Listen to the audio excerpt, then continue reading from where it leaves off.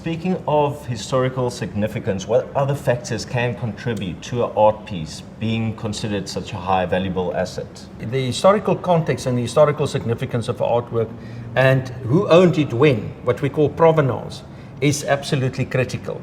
You don't want to spend a lot of money on artwork if you're not sure where it came from.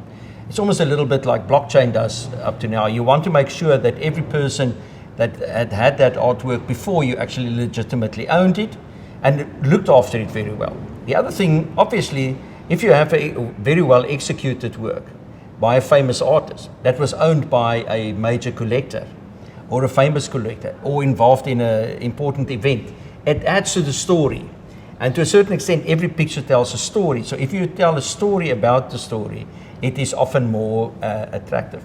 But what happens with artwork is that there've been millions of artworks produced across the world. Last year, there were 37 million artworks sold across the world at an average price of $67 billion, which is approximately $2,000 per artwork.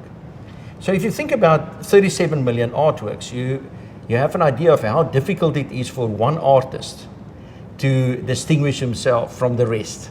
And also, every artist that produces work today are competing with artists that made works, over the last couple of centuries. So over time, certain works, certain artists just either have the quality, they do something very new in terms of their technique, or they have a new vision, like Picasso with Cubism and Braque. They told a completely different story. Vermeer painted very differently from his compatriots. Van Gogh, the anguish that he managed to capture in his canvases was unique at the time. So almost all the artists that have become extremely collectible brought something very new and very rare to the market. And if you then add uniqueness with rarity, you have a high quality asset.